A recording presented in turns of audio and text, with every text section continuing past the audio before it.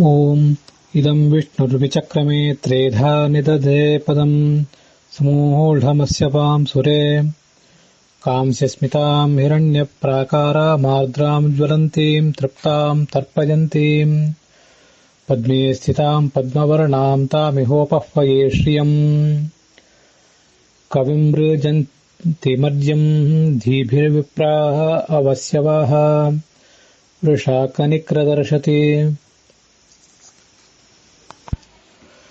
ಭದ್ರಂ ಕರ್ಣೇಭಿಃ ಶೃಣುಯಾಮದೇವಾಃ ಭದ್ರಂ ಪಶ್ಯೇಮಾಕ್ಷಭಿರ್ಯಜತ್ರಾಃ ಸ್ಥಿರೈರಂಗೈಃ ಸ್ತುಷ್ಟವಾಂಸಸ್ತನೂಭಿರ್ವ್ಯಶೇಮ ದೇವಹಿತಂ ಯದಾಯುಃ. ಶ್ರೀ ಗುರುಭ್ಯೋ ನಮಃ. ಮಹಾಭಾರತ ಪ್ರವಚನ ಸರಣಿಯಲ್ಲಿ 1164ನೇಯ ಮತ್ತು ಅನುಶಾಸನ ಪರ್ವದ 97ನೇಯ ಈ ಭಾಗವನ್ನು ಅಕ್ಷಯ ತೃತೀಯಾದ ಈ ದಿನ ನಾವು ಕೇಳುವವರಿದ್ದೇವೆ. ಚತುರ್ಮುಖ ಬ್ರಹ್ಮ ಇಂದ್ರನಿಗೆ ಆ ಗೋದಾನದ ಮಹತ್ವ ಮತ್ತೆ ಆ ಗೋಲೋಕಕ್ಕೆ ಯಾರು ಹೋಗ್ತಾರೆ ಅನ್ನೋದನ್ನೆಲ್ಲ ವರ್ಣನೆ ಮಾಡಿದ್ದನ್ನ ಈಗ ನೋಡೋರಿದ್ದೇವೆ. ವಾವಿಳ್ಳಿ ರಾಮಸ್ವಾಮಿ ಶಾಸ್ತ್ರಿಗಳ ಪಾಠದಲ್ಲಿ 61ನೇ ಅಧ್ಯಾಯದ 12ನೇ ಶ್ಲೋಕ ಸಮಾಪ್ತವಾಗಿದೆ. ಟಿ ಆರ್ ಕೃಷ್ಣಾಚಾರ್ಯರ ಪಾಠದಲ್ಲಿ 107ನೇದ್ದು, 102ನೇ ಅಧ್ಯಾಯ ವೈಷ್ಣವ ಪಾಠದಲ್ಲಿ, ಮತ್ತೆ ಗೀತಾ ಪ್ರೆಸ್ಸಿನ ಪಾಠದಲ್ಲಿ 72ನೇ ಅಧ್ಯಾಯ ಇವಿಷ್ಟು ಸಮಾಪ್ತವಾಗಿವೆ. ಸ್ವಸ್ಥಸ್ಸು ಸತಾಂ ಅಶೇಷ ಸನ್ಮಂಗಲಾನಿ ಭವಂತು. ಸಮಸ್ತಸ್ಯ ಪ್ರಪಂಚಸ್ಯ ಇಯಂ ಅಕ್ಷಯ ತೃತೀಯ ಸಮಸ್ತಾಂ ಅಭಿವೃದ್ಧಿಂ ದದಾತು ಇತಿ ಪ್ರಾರ್ಥಯಾಮಃ ಸರ್ವೇ ವಯಂ.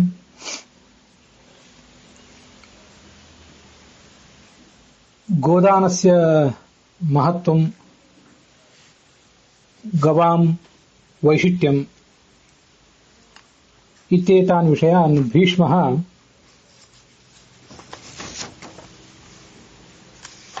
ಯುಧಿಷ್ಠಿರಾಯ ಪ್ರೋವಾಚ.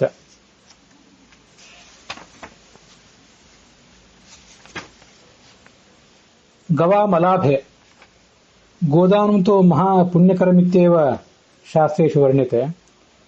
यदि गावः न लभ्यन्ते गोदानस्य फलं तु अपेक्षितम्. तस्मिन् पक्षे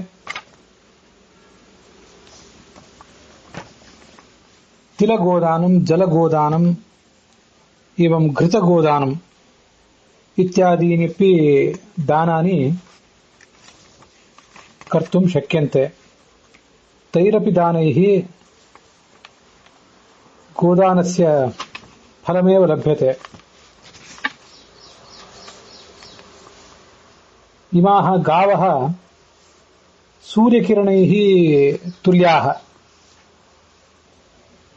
सूर्यकिरणानां गवां च एकमेव इदं समानं पदं गौः इति. गौः इति सूर्यकिरणानां गवां च वाचकं संस्कृत भाषायां. प्राप्त्या पुष्ट्या लोक संरक्षणेन गावः सूर्यपादाश्च, सूर्यपादाः इति किरणानि, सूर्यकिरणानि गावश्च लोकान् संरक्षन्ति, लोकानां पोषणं कुर्वन्ति, लोकान् प्राप्नुवन्ति च. सर्वत्र लोके सूर्यकिरणानां व्याप्तिः वर्तते. एवं गावश्च सर्वेषु लोकेषु उपलभ्यन्ते एव. एवं प्राप्त्या पुष्ट्या लोकसंरक्षणेन गावः सूर्यकिरणैः तुल्याः. शब्दश्च एकः. एवं च ಯಹ ಗೋದಾನಂ ಕರೋತೆ ಸಹ ಸೂರ್ಯ ಇವ ಪ್ರಕಾಶತೆ ಇತಿ ಅಯಂ ಕಶ್ಚನ ಶ್ಲೋಕಃ.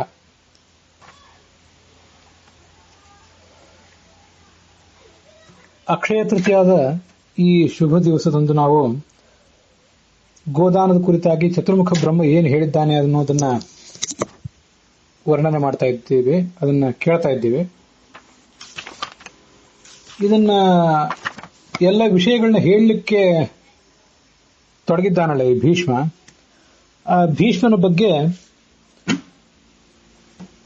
ನನ್ನ ಮನಸ್ಸು ಸ್ವಲ್ಪ ಕಾಲ ಆಲೋಚನೆ ಮಾಡಿತ್ತು. ಅವನಿಗೆ ವಯಸ್ಸೆಷ್ಟು, ಮತ್ತೆ ಇಷ್ಟೆಲ್ಲ ವಿಷಯಗಳನ್ನ ಆತ ಹೇಳಲಿಕ್ಕೆ ಎಷ್ಟು ಅಧ್ಯಯನ ಮಾಡಿದ್ದ ಅನ್ನುವುದನ್ನೆಲ್ಲ ಸ್ವಲ್ಪ ಆಲೋಚನೆ ಮಾಡಬೇಕು. ಹಿಂದೆ ಕೇಳಿದ್ದನ್ನೇ ಸ್ವಲ್ಪ ಮನನಕ್ಕೆ ತಂದುಕೋಬೇಕು ಅಂತ ಕಾಣಿಸಿತ್ತು ನನಗೆ.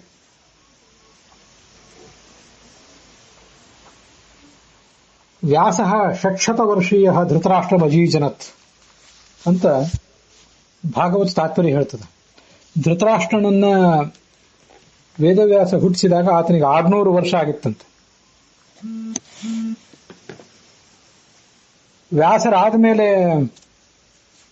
ಹುಟ್ಟಿದವರು ಈ ಭೀಷ್ಮ, ಕೃಪ, ದ್ರೋಣ, ದ್ರುಪದ, ವಿರಾಟ ಮೊದಲಾದವರೆಲ್ಲ.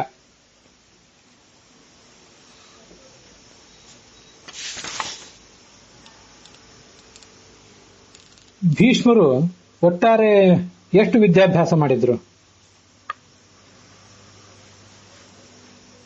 ಬೃಹಸ್ಪತಿಯಿಂದ 50 ವರ್ಷ ವಿದ್ಯಾಭ್ಯಾಸ ಮಾಡಿದ್ರು. ಪರಶುರಾಮನಿಂದ ತತ್ವವನ್ನು ತಿಳಿದಿದ್ರು 50 ವರ್ಷ. ಅದೇ ಪರಶುರಾಮನಿಂದ ಅಸ್ತ್ರಗಳನ್ನು ತಿಳಿದಿದ್ರು 25 ವರ್ಷ. ಪರಶುರಾಮನಿಂದ ಅಂತ ಕಥೆಯನ್ನು ಯಾಕೆ ನೆನಪು ಮಾಡ್ಕೊಳ್ತಿದ್ದೇನೆ ಅಂದ್ರೆ, ಕಳೆದ ದಿವಸ ಇದನ್ನ ನಂಗೆ ಹೇಳಿಕ್ಕೆ ನೆನಪಾಗಲಿಲ್ಲ. ಕಳೆದ ದಿವಸ ಪರಶುರಾಮ ಜಯಂತಿ. ಆ ಪರಶುರಾಮನಿಂದ ತತ್ವವನ್ನ 50 ವರ್ಷ, 25 ವರ್ಷ ಅಸ್ತ್ರಗಳನ್ನು ಅಭ್ಯಾಸ ಮಾಡಿದ್ರು. ಬೃಹಸ್ಪತಿಯಿಂದ ವೇದಗಳನ್ನು 50 ವರ್ಷ ಅಭ್ಯಾಸ ಮಾಡಿದ್ರು. ಪರಶುರಾಮನಿಂದ ಅಸ್ತ್ರಗಳನ್ನು ಮತ್ತೆ 50 ವರ್ಷ ಅಭ್ಯಾಸ ಮಾಡಿದ್ರು. ಪರಶುರಾಮನಿಂದ ತತ್ವವನ್ನ 300 ವರ್ಷ ಅವರು ಓದಿದ್ರು ಅಂತ ತಾತ್ಪರ್ಯ ನಿರ್ಣಯದ 11ನೇ ಅಧ್ಯಾಯದಲ್ಲಿ ಇದೆಲ್ಲ ಕಾಣಿಸ್ತದೆ.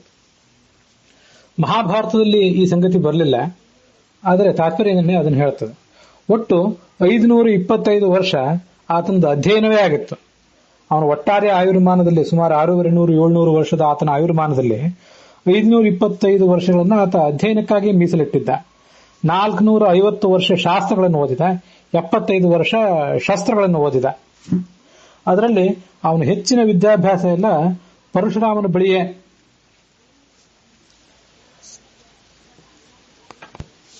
ಆಗಿತ್ತು. ಒಟ್ಟಾರೆ 525 ವರ್ಷಗಳಲ್ಲಿ 425 ವರ್ಷಗಳನ್ನ ಆತ ಪರಶುರಾಮನ ಬಳಿಯೇ ಕಳೆದಿದ್ದ.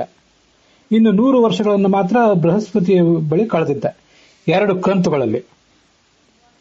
ಹೀಗೆ ಇಷ್ಟು ದೀರ್ಘಕಾಲದ ವಿದ್ಯಾಭ್ಯಾಸ ಆತಂದು. ಈ ಪ್ರಸಂಗದಲ್ಲಿ, ಈಗ ಯುದ್ಧ ನಡೆದ ಪ್ರಸಂಗದಲ್ಲಿ ಸರಿಸುಮಾರು 655 ವರ್ಷ ಆತನಿಗಾಗಿರಬಹುದು ಅಂತ ಒಂದು ಅಂದಾಜು. ವ್ಯಾಸನಿಗೆ 600 ವರ್ಷ ಆದಾಗ ಧೃತರಾಷ್ಟ್ರನನ್ನ ಅವರು ಹುಟ್ಟಿಸಿದ್ರು. ಆ ಧೃತರಾಷ್ಟ್ರನ ಮಗನಾದಂತಹ ದುರ್ಯೋಧನ ಈಗ ಸರಿಸುಮಾರು 70 ವಯಸ್ಸಿನವನಿದ್ದಾನೆ. ಯುದ್ಧದ ಪ್ರಸಂಗದಲ್ಲಿ ಯುದ್ಧ ಮುಗಿದಾತ ಈಗ ಮರಣಿಸಿದ್ದಾನೆ, ಅದು ಬೇರೆ ವಿಷಯ. ಪಾಂಡವಾಗ್ರಜನಾದಂತಹ ಯುಧಿಷ್ಠಿರ, ಆ ಬಳಿಕ ದುರ್ಯೋಧನ, ಆ ಬಳಿಕ ಭೀಮ, ಇವರೆಲ್ಲ 70, 71, 72 ಈ ವಯಸ್ಸಿನ ಅಂತರದಲ್ಲಿದ್ದಾರೆ. ಕೃಷ್ಣನು ಕೂಡ ಅಲ್ಲಿಯೇ ಇದ್ದಾನೆ. ಅವರಿಗಿಂತ ಒಂದು 25 ವರ್ಷ ದೊಡ್ಡವನು ಈ ಧೃತರಾಷ್ಟ್ರ ಅಂತ ಇಟ್ಕೊಂಡ್ರೆ ಆತನಿಗೀಗ ಸುಮಾರು 95-96 ವರ್ಷ ಆಗಿವೆ, ಅಥವಾ 100 ವರ್ಷಕ್ಕೆ ಸಮೀಪವೂ ಬಂದಿರಬಹುದು. ಧೃತರಾಷ್ಟ್ರನಿಗೆ 100 ವರ್ಷ ಅಂತ ಇಟ್ಕೊಂಡ್ರೆ ಅವನಿಗಿಂತ 600 ವರ್ಷ ದೊಡ್ಡವನು ವ್ಯಾಸ. ಆತನಿಗೆ 700 ವರ್ಷಗಳೀಗ. ಆತನಿಗಿಂತ ಚಿಕ್ಕವನು, ಕೆಲವು ವರ್ಷ ಚಿಕ್ಕವನು ಇರಬಹುದು ಅಷ್ಟೇ, ಈ ಭೀಷ್ಮ ಅಂತ ಇಟ್ಕೊಂಡ್ರೆ ಸುಮಾರು 650-100 ವರ್ಷದಿಂದ 700 ವರ್ಷದಷ್ಟು ದೀರ್ಘವಾದಂತಹ ವಯಸ್ಸು ಅವನಿಗಾಗಿದೆ. ಅದರಲ್ಲಿ ಸುಮಾರು 525 ವರ್ಷದಷ್ಟು ಕಾಲ ದೀರ್ಘವಾಗಿ ಶಾಸ್ತ್ರಗಳನ್ನ ಅಭ್ಯಾಸ ಮಾಡಿದ್ದಾನೆ. ನಾವು ಯುಧಿಷ್ಠಿರ ಕೇಳಿದ ಪ್ರತಿಯೊಂದು ಪ್ರಶ್ನಕ್ಕೂ ಕೂಡ ಆತ ಅತ್ರ ಪಿದಾಹರಂತೀಮಂ ಇತಿಹಾಸಂ ಪುರಾತನಂ ಅಂತ ತನ್ನ ನೆನಪಿನ ಆಳದಿಂದ ಯಾವುದೋ ಒಂದು ಇತಿಹಾಸವನ್ನ, ಯಾರೋ ಇಬ್ಬರು ಋಷಿಗಳ ನಡುವೆ ನಡೆದದ್ದು, ಯಾರೋ ದೇವತೆಗಳ ನಡುವೆ ಅಥವಾ ದೇವತೆಗಳು ಮತ್ತು ಋಷಿಗಳ ನಡುವೆ ನಡೆದಂತಹ ಒಂದು ಸಂಭಾಷಣ, ಇದನ್ನೆಲ್ಲ ಆತ ತನ್ನ ನೆನಪಿನ ಆಳದಿಂದ ಹೊರತೆಗೆದು ಯುಧಿಷ್ಠಿರನಿಗೆ ಹೇಳ್ತಿದ್ದಾನೆ. ಇನ್ನ ಕೆಲವೇ ಕಾಲದಲ್ಲಿ ಆತ ಮರಣ ಅಪ್ಪುವನು ಕೂಡ ಇದ್ದಾನೆ. ಈ ಅನುಶಾಸನ ಪರ್ವದ ಕೊನೆಯ ಭಾಗದಲ್ಲಿ ಅವನ ಮರಣದ ವರ್ಣನ ಇದೆ.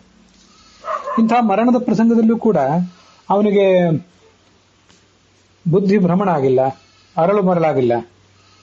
ಭಗವಂತ ಆತನೊಳಗೆ ನಿಂತು ಇಷ್ಟು ದೀರ್ಘವಾದಂತಹ ಶಾಸ್ತ್ರದ ಪ್ರವಚನವನ್ನ ಮಾಡಿಸ್ತಾ ಇದ್ದಾನೆ. ಶಾಂತಿ ಪರ್ವ ಮತ್ತು ಅನುಶಾಸನ ಪರ್ವಗಳು ಆ ಭೀಷ್ಮನ ಅಗಾಧವಾದಂತಹ ಜ್ಞಾನ ಮತ್ತು ಅನುಭವಕ್ಕೆ ಕನ್ನಡಿ ಹಿಡಿಯುವಂತಿವೆ. ನಾವು ಅಲ್ಲಿ ಕೂತ್ಕೊಂಡು ಅಧ್ಯಯನ ಮಾಡುವಂತಹ ಪಾಂಡವರಿದ್ದಾರೆ. ಆ ಪಾಂಡವರು ಮತ್ತೆ ಅವರಿಗೆ ಅಜ್ಜನಾಗಿ, ಅವರಿಗೆ ಹಿತೈಷಿಯಾಗಿ ಈ ತತ್ವೋಪದೇಶವನ್ನು ಮಾಡ್ತಾ ಇರ್ತಕ್ಕಂಥ ಭೀಷ್ಮ ಇದ್ದಾನೆ. ಆ ಭೀಷ್ಮನಂತೆ ಒಂದು ದೀರ್ಘವಾದಂತಹ ಆಯುಷ್ಯ ನಮಗೆಲ್ಲರಿಗೂ ಕೂಡ ಬರಬೇಕು ಅನ್ನೋದನ್ನ ನಾವು ಪ್ರಾರ್ಥನೆ ಮಾಡಬೇಕು. ನಾವು ಭೀಷ್ಮನಂತೆ 600-700 ವರ್ಷ ಬದುಕಬೇಕಾಗಿಲ್ಲ. ಎಷ್ಟು ವರ್ಷ ಬದುಕಿದೀವೋ ಅಷ್ಟು ವರ್ಷ ದೇವಹಿತಂ ಯದಾಯುಹು ವ್ಯಷೇಮ ದೇವಹಿತಂ ಯದಾಯುಹು ಅಂತ ಇವತ್ತು ನಾನು ಮಂಗಲಾಚರಣದಲ್ಲಿ ಕೊನೆಗೆ ಆ ಶ್ಲೋಕ ಹೇಳಿದೆ. ಭದ್ರಂ ಕರ್ಣೇಭಿಃ ಅಂತ. ಭದ್ರಂ ಕರ್ಣೇಭಿಃ ಶೃಣುಯಾಮ ದೇವಾಹ, ಎಲ್ಲ ದೇವತೆಗಳೇ ನಾವು ಕಿವಿಯಿಂದ ಮಂಗಳಕರವಾದನ್ನು ಕೇಳುವಂತಾಗಲಿ. ಭದ್ರಂ ಪಶ್ಯೇಮ ಅಕ್ಷಭೀಃ, ಕಣ್ಗಳಿಂದ ಮಂಗಳಕರವಾದನ್ನು ನೋಡುವಂತಾಗಲಿ. ಸ್ಥಿರೈರಂಗೈಃ, ಇರುವಷ್ಟು ಕಾಲ ನಮ್ಮ ಅಂಗಾಂಗಗಳು, ನಮ್ಮ ಮನಸ್ಸು ಸ್ಥಿರವಾಗಿರಲಿ. ವ್ಯಷೇಮ ದೇವಹಿತಂ ಯದಾಯುಹು, ದೇವತಾ ಕಾರ್ಯಕ್ಕೆ ಹಿತವಾದಂತಹ, ದೇವತಾ ಕಾರ್ಯಕ್ಕೆ ಮೀಸಲಾದಂತಹ. ಹಿತ ಅಂದ್ರೆ ಕೇವಲ ಕಂಫರ್ಟೇಬಲ್ ಅಂತ ಮಾತ್ರ ಅರ್ಥ ಅಲ್ಲ. ಹಿತ ಅಂದ್ರೆ ದೇವತಾ ಕಾರ್ಯಕ್ಕಾಗಿ ಇಡಲ್ಪಟ್ಟದ್ದು. ಅಂತ ಒಂದು ಆಯುಷ್ಯ ನಮಗೆ ಬರಲಿ, ನಮ್ಮ ಆಯುಷ್ಯವನ್ನು ಆ ಕಡೆ ನಾವು ಇಡುವಂತಾಗಲಿ ಅಂತ ಆ ಭೀಷ್ಮ ಇದನ್ನೆಲ್ಲ ವರ್ಣನೆ ಮಾಡುವಾಗ ನಾವು ತಿಳಿದುಕೊಳ್ಬೇಕು. ಅವನು ಗೋದಾನದ ಮಹತ್ವವನ್ನು ವರ್ಣನೆ ಮಾಡ್ತಿದ್ದಾನಲ್ಲ, ಈ ಮುಂದಿನ ಅಧ್ಯಾಯದಲ್ಲಿ, ಈಗ ನಾವು ನೋಡುವ ಅಧ್ಯಾಯ ಆದ್ಮೇಲೆ ಅದರ ಮುಂದಿನ ಅಧ್ಯಾಯದಲ್ಲಿ ಗೋವುಗಳನ್ನು ಕದ್ರೆ ಏನಾಗ್ತದೆ, ಕದ್ದು ಗೋವುಗಳನ್ನು ದಾನ ಮಾಡಿದ್ರೆ ಏನಾಗ್ತದೆ ಅನ್ನೋದನ್ನು ಹೇಳುವವನಿದ್ದಾನೆ. ಅದು ಒಂದು ವಿಶಿಷ್ಟ ಸಂಗತಿ. ಯಾಕೆಂದ್ರೆ ಈ ಭೀಷ್ಮ ತನ್ನ ಹಿಂದಿನ ಜನ್ಮದಲ್ಲಿ ತಾನು ವಸುವಾಗಿದ್ದಾಗ ತನ್ನ ಪತ್ನಿಯ ಜೊತೆಗೂಡಿ, ತನ್ನ ಸಹೋದರರ ಜೊತೆಗೂಡಿ ಆ ವಸಿಷ್ಠರ ಹೋಮಧೇನುವನ್ನು ಕದ್ದಿದ್ದ. ಆತ ಸ್ವಜನ ಪಕ್ಷಪಾತ ಮಾಡಿದ್ದ, ಭ್ರಷ್ಟಾಚಾರ ಮಾಡಿದ್ದ. ಅದರ ಫಲವಾಗಿ ಅವನಿಗೆ ಇಂಥದೊಂದು ವೇದನೆ ಈಗ ಬಂದಿದೆ. ಮೃತಿ ಅಷ್ಟಕೋತ್ಥಾಂ ವೇದನಾಂ ಸ ಗರ್ಭವಾಸಾಷ್ಟಕ ದುಃಖಮೇವ. ಅವನಿಗೆ ಆ ಮರಣ ಕಾಲದಲ್ಲಿ ಏನು ನೋವಾಗಬೇಕಲ್ಲ, 8 ಮರಣಗಳ ನೋವು ಆತನಿಗೆ ಆಗಲಿ ಅಂತ ಆ ಚತುರ್ಮುಖ ಬ್ರಹ್ಮನ ಶಾಪ ಇತ್ತು.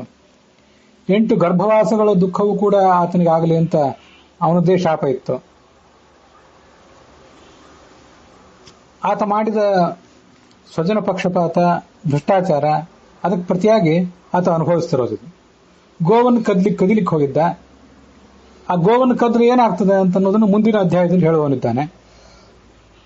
ಗೋವಿನ ಕುರಿತಾಗಿ, ಗೋವಿನ ಮಹತ್ವದ ಕುರಿತಾಗಿ, ಗೋದಾನ ಸ್ವೀಕಾರ ಮಾಡಿದ ವ್ಯಕ್ತಿಗಳ ಮಹತ್ವದ ಕುರಿತಾಗಿ ಇಷ್ಟೆಲ್ಲ ಅದ್ಭುತವಾಗಿ ಪ್ರವಚನ ಮಾಡ್ತಾ ಇದ್ದಾನೆ. ಅದನ್ನ ಮಹಾಭಾರತ ಹೇಳಿದಂತೆ ಮತ್ತೆ ಕಾಟಕೋಪನಿಷತ್ತು ಹೇಳಿದಂತೆ ನಾವು ಕೇಳ್ತಾ ಇದ್ದೇವೆ. ಈ ಕಳೆದ ದಿವಸ ಅದನ್ನು ಕೇಳಿದ್ದೀವಿ. ಯಮ ನಚಿಕೇತನಿಗೆ ಏನನ್ನು ಉಪದೇಶಿಸಿದ ಅನ್ನೋದನ್ನು ನೋಡಿದ್ದೀವಿ. ಅದು ಕಾಟಕದಲ್ಲಿ ಬಂದಿದೆ. ತೈತ್ತರೀಯ ಬ್ರಾಹ್ಮಣದಲ್ಲೂ ಕೂಡ ಅದೊಂದು ಸಂಗತಿ ಬಂದಿದೆ. ಆ ತೈತ್ತರೀಯ ಬ್ರಾಹ್ಮಣದಲ್ಲಿ ಬೇರೆ ವಿಷಯ ಏನಿಲ್ಲ, ಉಳಿದಿದ್ದೆಲ್ಲ ಕಾಟಕೋಪನಿಷತ್ನಲ್ಲಿ ಬಂದ ಕಥೆಯೇ ಇದೆ. ಇದೊಂದು ಸಣ್ಣ ವ್ಯತ್ಯಾಸ ಮಾತ್ರ ಅಲ್ಲಿದೆ. ತೈತ್ತರೀಯ ಬ್ರಾಹ್ಮಣದಲ್ಲಿ ಹಾಗೆ ಮಹಾಭಾರತದ ಅನುಶಾಸನ ಪರ್ವದಲ್ಲಿ ಉಷನ್ಹವೈ ವಾಜಶ್ರವಸಃ ಸರ್ವವೇದ ಸಂದದವು, ಇಷ್ಟೆಲ್ಲ ಅದೇ ಕಥೆ ಇದೆ. ಮೃತ್ಯವೇತ್ವಾ ದದಾಮಿ ಅಂತ ಅಪ್ಪ ಹೇಳಿದ. ತಮ್ಹ ಸ್ಮ ಉತ್ಥಿತಂ ವಾಕ್ ಅಭಿವದತಿ, ಅವನಿಗೆ ಅಶರೀರಿಯಾಗಿ ಒಂದು ವಾಣಿ ಹೇಳಿತಂತೆ. ಅದನ್ನ ವಾಗಭಿಮಾನಿನಿ ದೇವತೆ ಅಂತ ಜ್ಞಾನಿಗಳು ವ್ಯಾಖ್ಯಾನಿಸ್ತಾರೆ. ಇದು ಕಾಟಕೋಪನಿಷತ್ನಲ್ಲಿ ಬರಲಿಲ್ಲ.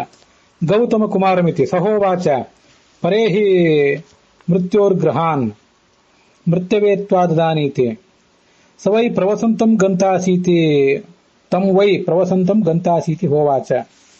ನೀನಲ್ಲಿಗೆ ಹೋಗ್ತಿ, ಆದ್ರೆ ಹೋದ್ರೂ ಕೂಡ ಈ ಸಂದರ್ಭದಲ್ಲಿ ಅಲ್ಲಿ ಯಮ ಇರುವುದಿಲ್ಲ ಅಂತ ಹೇಳಿ ಆ ವಾಣಿ ಮೊದಲೇ ಹೇಳಿತ್ತು. ತಸ್ಯಸ್ಮ ತಿಸ್ರೋ ರಾತ್ರಿ ಅನಶ್ನಾನ್ ವಸತಾತ್. 3 ದಿವಸಗಳ ಕಾಲ ನೀನಲ್ಲಿ ಊಟ ಬಿಟ್ಟು ಇರಬೇಕಾಗ್ತದೆ. ಸ ಯದಿತ್ವ ಪೃಚ್ಛೇತ್ ಕುಮಾರ ಕತಿರಾತ್ರಿ ಅವಾತ್ಸಿ ರೀತಿ ತಿಸ್ರ ಇತಿ ಪ್ರಬ್ರೂಯಾತ್. ಯಮ ಬಂದು ಕೇಳ್ತಾನೆ, ಎಷ್ಟು ವರ್ಷ ಇದ್ದೆ ಅಂತ ಹೇಳಿ, ಎಷ್ಟು ಕಾಲ ಇಲ್ಲಿದ್ದೆ ಅಂತ ಹೇಳಿ.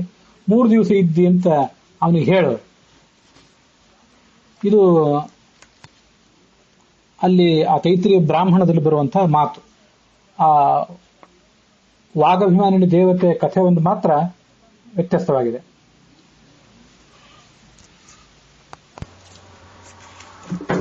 ಈ ಎಲ್ಲ ಸಂಗತಿಗಳನ್ನ ತೈತ್ರಿಯ ಬ್ರಾಹ್ಮಣ, ಕಾಠಕ, ಮಹಾಭಾರತಕ್ಕನುಸಾರವಾಗಿ ನಾವು ಈ ಹಿಂದೆ ಕೇಳಿದ್ದೇವೆ. ಭೀಷ್ಮ ಆ ಎಲ್ಲ ಸಂವಾದಗಳನ್ನ ಯುಧಿಷ್ಠಿರಾದಿಗಳಿಗೆ ವರ್ಣಿಸ್ತಾ ಇದ್ದಾನೆ. ಇಂದ್ರ ಕೇಳಿದ ಪ್ರಶ್ನೆ ಕಳೆದ ದಿವಸ ನಾವು ನೋಡಿದ್ದೇವೆ.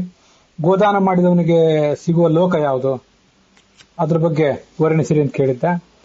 ಬ್ರಹ್ಮ ಅದನ್ನ ಉತ್ತರಿಸಲಿಕ್ಕೆ ತೊಡಗಿದೆ.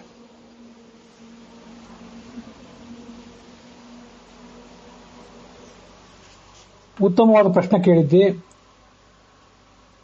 ನೀನು ನೋಡದೇ ಇರುವಂತಹ ಕೆಲವು ಲೋಕಗಳಿವೆ. ನೀನು ದೇವೇಂದ್ರ, ಆದರೆ ನೀನು ನೋಡಿಲ್ಲ, ಆದರೆ ನಾನು ನೋಡಿದ್ದೇನೆ. ಮತ್ತೆ ಪತಿವ್ರತೆಯಾದಂತಹ ಕೆಲವು ಸ್ತ್ರೀಯರು ಅದನ್ನು ನೋಡ್ತಾರೆ. ಇಂದ್ರನಿಗೆ ಅದನ್ನು ನೋಡ್ಲಿಕ್ಕೆ ಸಾಧ್ಯ ಇಲ್ಲ ಅಂತ ಅರ್ಥ ಅಲ್ಲ, ಇನ್ನು ನೋಡಿಲ್ಲ ಅಂತ ಹೀಗೆ ಅರ್ಥ ತಿಳ್ಕೋಬೇಕಷ್ಟೆ. ಋಷಿಗಳು, ಬ್ರಾಹ್ಮಣರು, ಶುಭವೃತ್ತಯ ಸಶರೀರಾಹ, ಶರೀರ ಸಮೇತರಾಗಿ ಅಲ್ಲಿಗೆ ಹೋಗ್ತಾರೆ. ಶರೀರಾಭಿಮಾನ ತ್ಯಾಗ ಮಾಡಿದಂತಹ ನಿರ್ಮಲವಾದ ಮನಸ್ಸಿರುವಂತಹ ವ್ಯಕ್ತಿಗಳು ಇಲ್ಲಿಯೇ ಆ ಲೋಕಗಳನ್ನ ನೋಡ್ತಾರೆ. ಸ್ವಪ್ನಭೂತಾಶ್ಚ ತಾನ್ ಲೋಕಾನ್, ಸ್ವಪ್ನಪ್ರಾಯವಾದ ಲೋಕಗಳನ್ನ ನೋಡ್ತಾರೆ ಅಂತಿದೆ.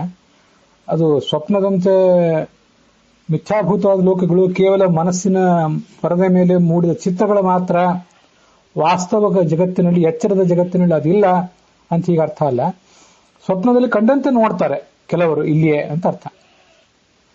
ಶರೀರಾಭಿಮಾನ ತ್ಯಾಗ ಮಾಡಿದವರು ಶರೀರ ನ್ಯಾಸ ಮೋಕ್ಷೇಣ ಮನಸ ನಿರ್ಮಲೇನ ಚ ಸ್ವಪ್ನಭೂತಾಂಶ ತಾಲೋಕಾನ್ ಪಶ್ಯಂತೀಹ ಅಪಿ ಸುವ್ರತಾಹ. ಧ್ಯಾನದಲ್ಲಿ ಅವರಿಗೆ ಅದು ಕಾಣಿಸ್ತದೆ. ವಾಸ್ತವಿಕವಾದ ಲೋಕವೇ ಇಲ್ಲಿ ಕೂತಾಗಲೇ ಅವ್ರಿಗೆ ಕಾಣಬಲ್ಲದು. ಆದರೆ ಅವರಿಗೆ ಎಚ್ಚರದ ಈ ಕಣ್ಣಿನಿಂದ ಕಾಣಿಸೋದಿಲ್ಲ ಅಂತ ಈಗ ತಿಳ್ಕೊಳ್ಬಹುದಷ್ಟೆ. ಕಾಲ ಅಲ್ಲಿ ತನ್ನ ಪರಿಣಾಮವನ್ನು ನೀನು ಮಾಡಲಾರ. ಮುಪ್ಪು, ಯಾವುದೇ ಪಾಪಕ, ಯಾವುದೇ ಅಶುಭ ಅಲ್ಲಿಲ್ಲ. ಅಲ್ಲಿ ಗೋವುಗಳಿಗೆ ಏನು ಸಿಗಬೇಕೋ ಅದೆಲ್ಲವೂ ಸಿಗ್ತದೆ. ಸ್ವೇಚ್ಛೆಯಿಂದ ಸಂಚಾರ ಮಾಡ್ತವೆ ಅಲ್ಲಿ ಗೋವುಗಳು. ಆ ಗೋವುಗಳನ್ನ ಅಲ್ಲಿ ಯಾರೂ ಕಟ್ಟಿ ಹಾಕೋದಿಲ್ಲ. ಇದನ್ನೆಲ್ಲ ಪ್ರತಿಯೊಬ್ಬರು ಅಲ್ಲಿರುವಂಥವ್ರು ನೋಡ್ತಾರೆ. ತತ್ಸರ್ವಂ ಪ್ರಾಪಯಂತಿ ಸ್ಮ ಮಮ ಪ್ರತ್ಯಕ್ಷ ದರ್ಶನಾಥ. ನಾನಿದ್ನೆಲ್ಲ ನೋಡಿದ್ದೀನಿ ಅಂತಾನೆ ಚತುರ್ಮುಖ. ಬಾವಿಗಳು, ಸರೋವರಗಳು, ವನಗಳು, ಗೃಹಗಳು ಅಲ್ಲಿವೆ. ಎಲ್ಲಾ ಸುಂದರವಾದ ವಸ್ತುಗಳು ಅಲ್ಲಿವೆ. ತುಂಬಾ ಶ್ರೇಷ್ಠವಾದಂತಹ ಒಂದು ಲೋಕ ಅದು.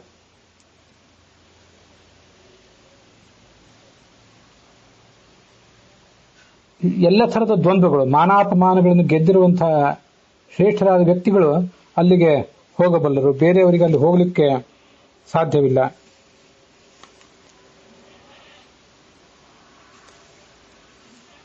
ಯಹ ಸರ್ವಮಾಂಸಾನಿ ನಭಕ್ಷಯೀತ. ಮಾಂಸಭಕ್ಷಣವನ್ನ ಪರಿತ್ಯಾಗ ಮಾಡುವ ವ್ರತವನ್ನು ಹಿಡಿದವನು, ತಂದೆ ತಾಯಂದ್ರ ಸೇವಾ ಮಾಡುವವನು, ಸತ್ಯವಚನವನ್ನ ಆಡುವವನು, ದಾನ ಕೊಡುವವನು, ಅಪರಾಧ ಮಾಡಿದವರನ್ನು ಕ್ಷಮಿಸುವವನು, ಇವರೆಲ್ಲರೂ ಆ ಗೋಲೋಕಕ್ಕೆ ಹೋಗ್ತಾರೆ. ಆದರೆ ಎಂದು ಪರಸ್ತ್ರೀ ಸ್ಪರ್ಶ ಮಾಡುವವರು, ಗುರುಹತ್ಯೆ ಮಾಡುವಂಥವರು, ಸುಳ್ಳಾಡುವವರು, ವೇದಾಧ್ಯಯನ ಮಾಡದಂಥವರು, ಇವರ್ಯಾರೂ ಕೂಡ ಅಲ್ಲಿಗೆ ಹೋಗ್ಲಿಕ್ಕೆ ಸಾಧ್ಯ ಇಲ್ಲ.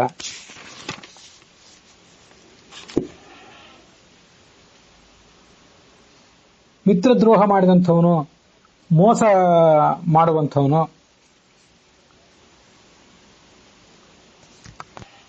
ಧರ್ಮವನ್ನ ಆಚರಿಸಿದವನು ಆ ಗೋಲೋಕಕ್ಕೆ ಹೋಗ್ಲಿಕ್ಕಾಗೋದಿಲ್ಲ. ಅಷ್ಟೇ, ಮನಸ್ಸಿನಿಂದಲೂ ಅಲ್ಲಿಗೆ ಹೋಗ್ಲಿಕ್ಕಾಗೋದಿಲ್ಲ, ಅದನ್ನು ಕಲ್ಪಿಸಿಕೊಳ್ಳಿಕ್ಕಾಗೋದಿಲ್ಲ. ಗೋದಾನದಲ್ಲಿ ಆಸಕ್ತರಾದವರಿಗೆ ಸಿಗುವ ಫಲವನ್ನ ಕೇಳು. ಪಿತ್ರಾರ್ಜಿತವಾದಂತಹ ಧನದಿಂದ ಹಸುಗಳನ್ನು ಕೊಂಡುಕೊಂಡು ಅದನ್ನು ದಾನ ಮಾಡಿದರೆ ಅವನಿಗೆ ಅದರಿಂದ ಮಹಾಫಲ ಇದೆ.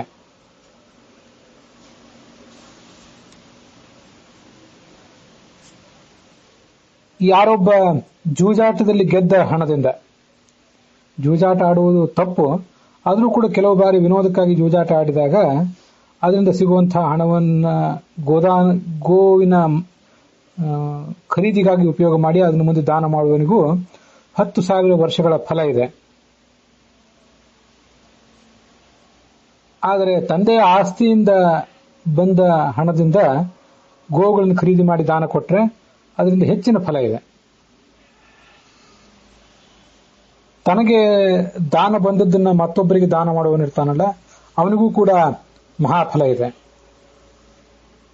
ಹುಟ್ಟಿದಾರಭ್ಯ ಸತ್ಯವಚನನಾದವನು, ಜಿತೇಂದ್ರಿಯನಾದವನು, ಅವನಿಗೂ ಈ ಗೋದಾನ ಮಾಡಿದವನಿಗೆ ಸಿಗುವಂತಹ ಫಲವೇ ಸಿಗ್ತದೆ. ಗೋಭಿ ಸಮಾಗತಿ. ಗೋದಾನ ಮಾಡ್ಲಿಕ್ಕಾಗದೆ ಹೋದ್ರೂ ಕೂಡ ನಮ್ಮ ಧರ್ಮದಲ್ಲಿ ನಾವಿರಬೇಕು ಅಂತ ಅದರ ತಾತ್ಪರ್ಯ. ನಜಾತು ಬ್ರಾಹ್ಮಣೋ ವಾಚ್ಯ ಯದ ಅವಾಚ್ಯಂ ಶಚೀಪತೆ. ಜ್ಞಾನಿಗಳ ವಿಷಯದಲ್ಲಿ ಯಾವತ್ತೂ ಕೂಡ ಕೆಟ್ಟ ಮಾತುಗಳನ್ನು ಆಡಬಾರದು. ಗೋವುಗಳಿಗೂ ಕೂಡ ಯಾವುದೇ ರೀತಿಯಾದ ದ್ರೋಹ ಮಾಡಬಾರದು. ಅವುಗಳ ಬಗ್ಗೆ ಕೃಪೆ ತಾಳಬೇಕು. ಅದೊಂದು ಮಹಾಫಲ ಇದೆ. 1,000 ಗೋದಾನ ಮಾಡಿದ ಫಲ ಇದೆ ಅದಕ್ಕೆ.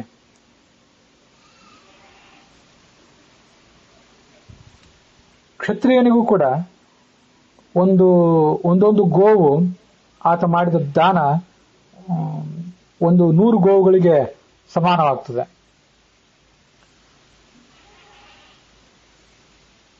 ಈ ಹಿಂದಿನ ವರ್ಣನ ಅದು ಬ್ರಾಹ್ಮಣನಿಗೆ ಸಂಬಂಧಪಟ್ಟದ್ದು.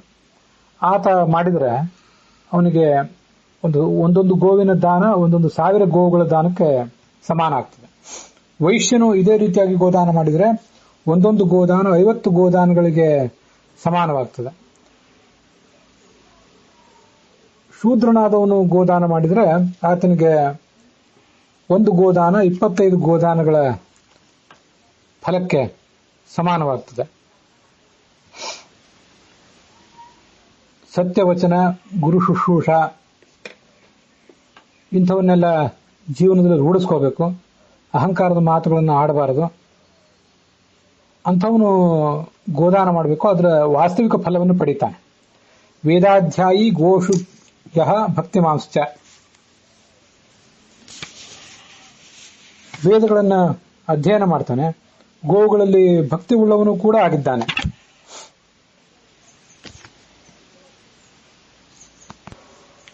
ನಿತ್ಯ ಗೋವುಗಳಿಗೆ ನಮಸ್ಕಾರವನ್ನೂ ಮಾಡ್ತಾನೆ. ಅವನಿಗೆ ಈ ಫಲ ಇದೆ. ಗೋವುಗಳನ್ನು ನೋಡಿ ಸಂತೋಷ ಪಡುವುದು ಅಂತ ಹೀಗೆಲ್ಲ ಇದೆ ನೋಡಿ. ನಿತ್ಯಂ ದೃಷ್ಟ ಯೋಭಿನಂದೇತ ಗಾಶ್ಚ ಆ ಜಾತಿತಃ ಯಶ್ಚ ಗವಾಂ ನಮೇತ. ಗೋವುಗಳನ್ನ ನಾವು ದಾನ ಮಾಡಬೇಕು ಅಂತ ಅನ್ನೋದು ಒಂದು ಸಂಗತಿ. ಅದಲ್ಲದೆ ಎಲ್ಲಿ ಗೋವುಗಳಿರ್ತವೆ ಆ ಗೋ ಸಂಪತ್ತನ್ನು ನೋಡಿ, ಅದು ನಮ್ಮದಲ್ಲದೆ ಹೋದ್ರೂ ಕೂಡ ಆ ಗೋವುಗಳ ದರ್ಶನ ಮಾಡಬೇಕು. ಮತ್ತೆ ಅದಕ್ಕೆ ನಮಸ್ಕಾರಾದಿಗಳನ್ನು ಮಾಡಬೇಕು. ಇದು ನನಗೆ ಒಬ್ಬರ ಮೂಲಕ ತಿಳಿದು ಬಂತು. ಕೆಲವರು ತಮ್ಮಲ್ಲಿ ಯಾವುದೇ ಗೋವಿಲ್ಲದೆ ಹೋದ್ರೂ ಕೂಡ ಒಬ್ಬರು ದಂಪತಿಗಳು ಅವರಿಬ್ಬರು ನಿತ್ಯ ಬೆಳಗ್ಗೆ ಎದ್ದ ಬಳಿಕ ತಮ್ಮ ಪ್ರಾತಃಕೃತ್ಯಗಳನ್ನು ಮುಗಿಸಿ ಅಲ್ಲೇ ಸಮೀಪದಲ್ಲಿರುವಂತಹ ಒಂದು ಗೋಶಾಲೆ ಇತ್ಯಾದಿಗಳಿಗೆ ಇಲ್ಲೊಂದು ಕಡೆ ಹೋಗಿ ಅಲ್ಲಿ ಕೆಲವು ಕಾಲ ಗೋವಿನ ಸೇವಾ ಮಾಡಿ, ಅವುಗಳ ಸ್ವಚ್ಛತೆ ಇತ್ಯಾದಿ ರೂಪವಾದಂತಹ ಸೇವಾ ಮಾಡಿ ಆಮೇಲೆ ತಮ್ಮ ಮನೆಗೆ ಬಂದು ತಮ್ಮ ಮುಂದಿನ ಕೆಲಸಗಳನ್ನ ಮಾಡ್ತಾರೆ ಅಂತ ಅದನ್ನು ನೋಡಿದವರೊಬ್ರು ಹೇಳಿದರು. ಇದು ಗೋವುಗಳನ್ನು ನೋಡಿ ಸಂತೋಷ ಪಡೋದು ಮತ್ತೆ ಅವುಗಳಿಗೆ ನಮಸ್ಕಾರ ಮಾಡೋದು ಇತ್ಯಾದಿಗಳ ಒಂದು ಪ್ರಭೇದ ಇದೆ. ಸೇವಾ ಮಾಡೋದು ಅಂತ ಇಲ್ಲಿ ಬರಲಿಲ್ಲ, ಮುಂದೆಲ್ಲರೂ ಬಂದಿರಬಹುದು, ಹಿಂದೂ ಕೂಡ ಬಂದಿರಬಹುದು. ನನಗೆ ಬೇರೆ ಕಡೆ ಕೆಲವು ಕಡೆ ನೋಡಿದ ನೆನಪಿದೆ. ಮನುಷ್ಯರು ಎಲ್ಲಿರ್ತಾರಲ್ಲ, ಮನುಷ್ಯರ ಸಂಪರ್ಕಕ್ಕೆ ಬಂದ್ರೆ ಮನುಷ್ಯರ ತಲೆಯಲ್ಲಿರುವಂತಹ ದುರ್ವಿಚಾರಗಳು, ಅವರ ದುರಾಚಾರಗಳು, ಅವೆಲ್ಲ ಅವರ ಸಮೀಪಕ್ಕೆ ಬಂದಂಥವ್ರ ಮೇಲೆ ಕೂಡ ದುಷ್ಪರಿಣಾಮ ಬೀರ್ತವೆ. ಆದರೆ ಅನೇಕ ಪ್ರಾಣಿಗಳು, ಅದರಲ್ಲೂ ಕೂಡ ಗೋವಿನಂತಹ ಸಾಧು ಪ್ರಾಣಿಗಳು, ದೇವತಾ ಸನ್ನಿಧಾನ ಇರುವಂತಹ ಪ್ರಾಣಿಗಳು, ಅವುಗಳ ಹತ್ತಿರ ಹೋದ್ರೆ ಅಲ್ಲಿರುವಂತಹ ಆ ವಾತಾವರಣದಿಂದಲೇ ಮನುಷ್ಯನಿಗೆ ದೈಹಿಕವಾಗಿ ಮತ್ತು ಮಾನಸಿಕವಾಗಿ ಒಂದು ಸತ್ಪರಿಣಾಮ ಆಗ್ತದೆ. ಅವನ ಮನಸ್ಸು ಸನ್ಮಾರ್ಗದಲ್ಲಿ ನಡೀಲಿಕ್ಕೆ ಅನುಕೂಲ ಆಗ್ತದೆ.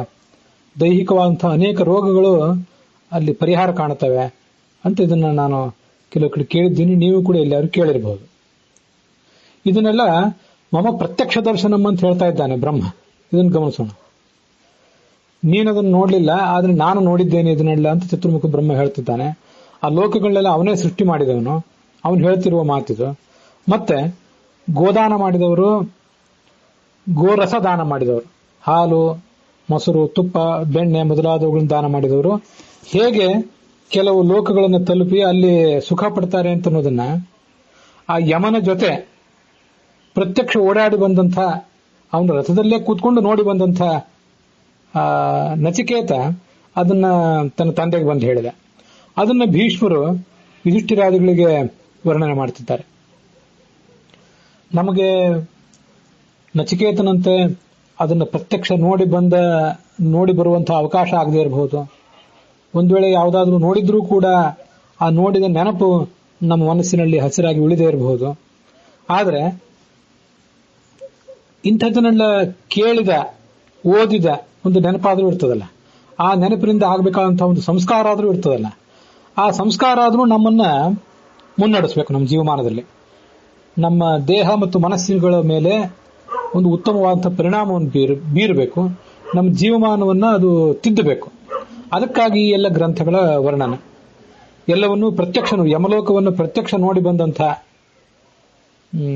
ಆ ನಚಿಕೇತ, ಮತ್ತೆ ಎಲ್ಲ ಲೋಕಗಳ ಸೃಷ್ಟಿಕರ್ತನಾದಂತಹ ಚತುರ್ಮುಖ ಬ್ರಹ್ಮ, ಅವರು ಈ ಮಾತುಗಳನ್ನ ಹೇಳ್ತಾ ಇದ್ದಾರೆ. ಅದನ್ನ ಭೀಷ್ಮರು ಇದನ್ನೆಲ್ಲ ಯುಧಿಷ್ಠಿರಾದಿಗಳು ಹೇಳ್ತಾ ಇದ್ದಾರೆ. ರಾಜಸೂಯ ಯಾಗ ಮಾಡಿದವನಿಗೆ ಏನು ಫಲನೋ, ಸುವರ್ಣ ದಾನ ಮಾಡಿದವನಿಗೆ ಏನು ಫಲ ಸಿಗಬೇಕೋ ಅದಕ್ಕೆ ಸಮಾನವಾದಂತಹ ಫಲ ಗೋದಾನ ಮಾಡಿದವನಿಗೂ ಬರ್ತದೆ. ಇದನ್ನ ಜ್ಞಾನಿಗಳಾದವರು ವರ್ಣನೆ ಮಾಡ್ತಾರೆ. ಯಹ ಅಗ್ರಂ ಭಕ್ತಾನ್ ಕಿಂಚಿತ್ ಅಪ್ರಾಶ್ಯ ದದ್ಯಾತ್, ಯಹ ಅಗ್ರಂ ಭಕ್ತಂ ಕಿಂಚಿತ್ ಅಪ್ರಾಶ್ಯ ದದ್ಯಾತ್ ಅಂತನೂ ಕೆಲವು ಕಡೆ ಪಾಠ ಇದೆ. ತಾನು ಏನನ್ನಾದ್ರೂ ತಿನ್ನುವುದಕ್ಕಿಂತ ಮುಂಚೆ ಗೋವುಗಳಿಗೆ ಗೋಗ್ರಾಸವನ್ನು ಕೊಟ್ಟು ಆ ಗೋವ್ರತವನ್ನು ಧರಿಸ್ತಾನೆ. ಇದು ಗೋವ್ರತ ಅಂದ್ರೆ ಗೋಭ್ಯ ನಿತ್ಯಂ ಗೋವ್ರತಿ ಸತ್ಯವಾದಿ. ಅಂಥವನಿಗೆ ಸತ್ಯವನ್ನ ನುಡಿಯುವಂತಹ ಆ ವ್ಯಕ್ತಿಗೆ ಒಂದು ಸಂವತ್ಸರ ಹೀಗೆ ಮಾಡಿದರೆ, ಸಂವತ್ಸರೇಣ ಆಪ್ನುಯ ಪುಣ್ಯಶೀಲ ಗೋಸಹಸ್ರಸ್ಯ ಪುಣ್ಯಂ, 1,000 ಗೋದಾನ ಮಾಡಿದ ಫಲ ಅವನಿಗೆ ಬರ್ತದೆ ಈ ಗೋವ್ರತವನ್ನು ಮಾಡಿದರೆ.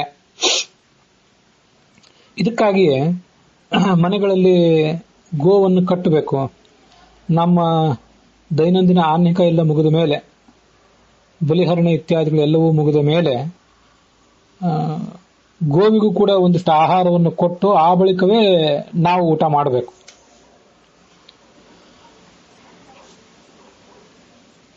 ಕೆಲವು ಆಶ್ಚರ್ಯಕರವಾದ ಸಂಗತಿಗಳನ್ನು ನಾವು ತಿಳ್ಕೊಳ್ಬಹುದು.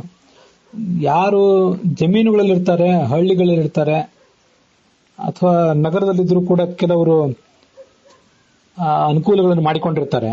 ಅವರಿಗೆ ಆ ಮನೆಯಲ್ಲಿ ಗೋವನ್ನು ಕಟ್ಟಿಕೊಳ್ಳುವಂತಹ ಅವಕಾಶ, ಅದರ ಆರೈಕೆ ಅವಕಾಶ ಸಿಗಬಹುದು. ಹಳ್ಳಿಗಳಲ್ಲಿ ಜಮೀನುಗಳಲ್ಲೇ ಇದ್ದವರಿಗೆ ಅದು ಹೆಚ್ಚು ಸುಲಭ ಆಗ್ತದೆ. ಆದರೆ ಕೆಲವರನ್ನು ನಾನು ನೋಡಿದ್ದೇನೆ, ಕೆಲವರು ವಿದ್ವಾಂಸರೇ ಆದಂತಹ ವ್ಯಕ್ತಿಗಳು ಮನೆಯಲ್ಲಿ, ಅದು ನಗರದಲ್ಲಿದ್ದು ಮನೆಯಲ್ಲಿ ಗೋವನ್ನು ಕಟ್ಟಿಕೊಂಡು ಸಪತ್ನೀಕರಾಗಿ ಅದರ ಸೇವಾ ಮಾಡಿ ಅದರ ಹಾಲು ಹೈನು ಇತ್ಯಾದಿಗಳನ್ನ ಮಠಗಳಿಗೆ ಮತ್ತು ಯಾರು ಸ್ವಾಮಿಗಳು ಊರಿಗೆ ಬಂದರೆ ಅವರ ಸೇವಾಕ್ಕಾಗಿ ಅದನ್ನು ಕೊಡುವಂತಹ ವಿದ್ವಾಂಸರನ್ನ ನಾನೇ ನೋಡಿದ್ದೇನೆ. ಸ್ವಯಂ ತಾವೇ ಬೇಕಾದಷ್ಟು ಪಾಠ ಪ್ರವಚನ ಮತ್ತೆ ಪೌರೋಹಿತ್ಯ ಇತ್ಯಾದಿಗಳಲ್ಲಿ ನಿಷ್ಠರಾಗಿ ಸಮಯ ಇಲ್ಲದೆ ಸಮಯವನ್ನು ಸುಮ್ಮನೆ ಕಳೆಯುವಂಥವರಲ್ಲ, ಟೈಮ್ ಪಾಸ್ಗಾಗಿ ಇದನ್ನೆಲ್ಲ ಮಾಡುವಂಥವರಲ್ಲ. ಆದರೆ ಅದೊಂದು ಮಾಡಬೇಕಾದ ಕರ್ತವ್ಯ ಅಂತ ತಿಳ್ಕೊಂಡು ಮಾಡುವವರು ಇದ್ದಾರೆ. ನಗರಗಳಲ್ಲಿ ಗೋವುಗಳ ಆರೈಕೆ ಕಷ್ಟ ಆಗ್ತದೆ, ಅದ್ರ ಹುಲ್ಲು ಇತ್ಯಾದಿಗಳು ಸಿಗ್ಲಿಕ್ಕಿಲ್ಲ, ಆದರೂ ಖರ್ಚು ಮಾಡಿ ಅದನ್ನೆಲ್ಲ ಮಾಡುವವರಿದ್ದಾರೆ. ಅಂಥವರ ಸಂತತಿ ಹೆಚ್ಚಾಗಲಿ. ಗೋವ್ರತ ಅಂತ ಬಂದಾಗ ಅದನ್ನ ನಾನು ಹೇಳಿದೆ. ಹೀಗೆ ಆ ಗೋವಿಗೊಂದಿಷ್ಟು ಗೋಗ್ರಾಸವನ್ನು ಕೊಟ್ಟು ಆ ಬಳಿಕನೇ ಭೋಜನ ಮಾಡಬೇಕು. ಪ್ರಸಂಗ ಬಂತು ಅಂತ ಹೇಳ್ತಿದ್ದೇನೆ. ಬಲಿಹರಣ ಮಾಡಿದಾಗ ಆ ಹೊರಗಿರುವಂತಹ ಎಲ್ಲಾ ಪ್ರಾಣಿಗಳಿಗೂ ಕೂಡ ನಾವು ಆಹಾರವನ್ನ ಕೊಟ್ಟೇ ಕೊಡ್ತೀವಿ. ಇರುವೆಗಳು ಮತ್ತೆ ಯಾವುದು ಹಕ್ಕಿಗಳು, ಅವುಗಳೆಲ್ಲದಕ್ಕೂ ಕೂಡ ನಾವು ಆಹಾರ ಕೊಟ್ಟೇ ಕೊಡ್ತೀವಿ. ಅಂಥದ್ದೆಲ್ಲ ನಮ್ಮ ಸಂಸ್ಕೃತಿಯಲ್ಲಿ ಸೇರಿಯೇ ಹೋಗಿರ್ತದೆ. ಗೋಗ್ರಾಸವನ್ನು ಕೂಡ ಕೊಡಬೇಕು. ಅಂಥ ಒಂದು ವ್ರತ ಮಾಡುವವನು, ಗೋವ್ರತ ಮಾಡುವವನು 1000 ಗೋದಾನಗಳ ಫಲ ಪಡ್ಕೋತಾನೆ ಅಂತ ಅಲ್ಲಿ ವರ್ಣಿಸ್ತಾರೆ. 10 ವರ್ಷ ಕಾಲ ಗೋಗ್ರಾಸವನ್ನು ಕೊಟ್ರೆ ಏಕಂ ಭಕ್ತಂ ಅಶ್ನೀಯಾತ್ ದದ್ಯಾಂ ಏಕಂ ಗವಾಂ ಚೇತ್ 10 ವರ್ಷಾಣಿ ಅನಂತಾನಿ ಗೋವ್ರತಿ ಗೋನುಕಂಪಕಃ. ಅವನಿಗೆ ಅನಂತ ಗೋದಾನ, ಅನಂತ ಸುಖವನ್ನು ಪಡೆಯುವಂತಹ ಅವಕಾಶ ಸಿಗ್ತದೆ ಅಂತ ಅದರ ತಾತ್ಪರ್ಯ ಇದೆ. 10 ವರ್ಷ ಕಾಲ ದಿನದಲ್ಲಿ ಒಂದೇ ಊಟ ಮಾಡಿ ಮತ್ತೊಂದು ಊಟದ ಉಳಿತಾಯವನ್ನ ಏನ್ ಮಾಡಬೇಕು? ಗೋವನ್ನ ಖರೀದಿ ಮಾಡ್ಲಿಕ್ಕಾಗಿ ಉಪಯೋಗ ಮಾಡ್ಬೇಕಂತ. ಇದನ್ನು ಗಮನಿಸಬೇಕು. ಏಕೇನೇವಚ ಭಕ್ತೇನ ಯಕ್ರೀತ್ವಾ ಗಾಂ ಪ್ರಯಚ್ಛತಿ ಯಾವತ್ತಸ್ಯ ಚ ಪ್ರೋಕ್ತಾನಿ ದಿವಸಾನಿ ಶತಕ್ರತವ. ಗೋವನ್ನು ಖರೀದಿ ಮಾಡಿ ಅದನ್ನು ದಾನ ಮಾಡಬೇಕು. ಮತ್ತೆ ಅವನು ಎಷ್ಟು ವರ್ಷ ಹೀಗೆ ಮಾಡಿರ್ತಾನಲ್ಲ, ಆ ಗೋವಿನ ಖರೀದಿಗಾಗಿ ಆ ಧನವನ್ನ ಉಳಿಸ್ಲಿಕ್ಕಾಗಿ ಅಷ್ಟು 100 ವರ್ಷ ಕಾಲ ಅವನಿಗೆ ಆ ಗೋದಾನದ ಫಲ ಸಿಗ್ತದಂತೆ.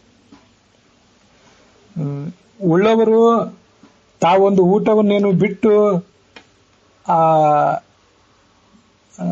ಗೋವನ್ನು ಖರೀದಿ ಮಾಡಬೇಕಾಗುವ ಪ್ರಸಂಗ ಬರ್ಲಿಕ್ಕಿಲ್ಲ. ಅವ್ರ ಹತ್ರ ಬೇಕಾದ ದುಡ್ಡು ಇದ್ದಿರಬಹುದು. ಬಹಳ ಅನುಕೂಲಸ್ಥರಲ್ಲದೆ ಹೋದ್ರೆ ದುಡ್ಡು ಎಲ್ಲಿಂದ ಬರಬೇಕು? ಆ ದುಡ್ಡು ಇಲ್ಲದೆ ಇದ್ದಾಗ ಹೀಗೆ ಮಾಡ್ತಾರೇನೋ. ತಮಗೆ ಸಾಕಷ್ಟು ಧನಾನುಕೂಲ ಇಲ್ಲದೆ ಹೋದಾಗ ತಾವು ಒಂದೇ ಹೊತ್ತು ಊಟ ಮಾಡಿ ಇನ್ನು ಒಂದು ಹೊತ್ತಿನ ಊಟವನ್ನ ತಪ್ಪಿಸಿ ಅದರಿಂದ ಉಳಿಯುವ ಧನವನ್ನ ಗೋ ಖರೀದಿ ಮಾಡ್ಲಿಕ್ಕೆ ಉಪಯೋಗ ಮಾಡ್ತಾರೇನೋ ಅಂದ್ರೆ ಇರಬಹುದು ಹಾಗೆ. ಆದ್ರೆ ಅದಕ್ಕಿಂತ ಹೆಚ್ಚಾಗಿ ಒಂದು ಹೊತ್ತು ಊಟ ಮಾಡದೆ ಅಂತ ಏನಿದೆಯಲ್ಲ, ಅದು ಒಂದು ವ್ರತ. ಅದು 2 ಹೊತ್ತು ಊಟ ಮಾಡಬಹುದು, ಮಾಡಿಯೂ ಕೂಡ ಒಂದು ಗೋವನ್ನು ಖರೀದಿ ಮಾಡುವ ಶಕ್ತಿ ಇರೋದು ಬೇರೆ ವಿಷಯ. ಒಂದೇ ಹೊತ್ತು ಊಟ ಮಾಡಿ ಆ ಮೂಲಕ ಒಂದು ತಪಸ್ಸು ಮಾಡಿ ಆ ಮೂಲಕ ಗೋವನ್ನು ಖರೀದಿ ಮಾಡಿ ಮುಂದೆ ಅದನ್ನು ದಾನ ಮಾಡುವುದೇನಿದೆಯಲ್ಲ, ಅದು ಹೆಚ್ಚಿನ ಮಹತ್ವದ್ದು ಅಂತ ನಾವು ತಿಳ್ಕೋಬಹುದಾಗಿದೆ. ಈಗ ನಾವು ಮಾಡಿದ ಶ್ರವಣ ಏನಿದೆ, ಇದು ಬ್ರಾಹ್ಮಣನಿಗೆ ಸಿಗುವ ಫಲದ ಕುರಿತಾಗಿ.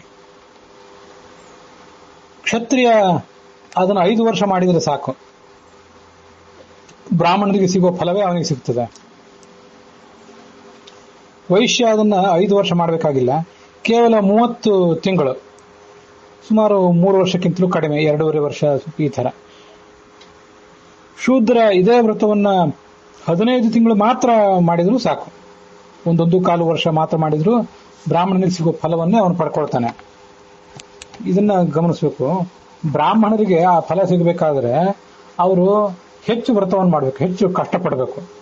ಉಳಿದವರಿಗೆ ಆ ಫಲ ಕಡಿಮೆಯ ಶ್ರಮದಿಂದ ಸಿಗ್ತದೆ.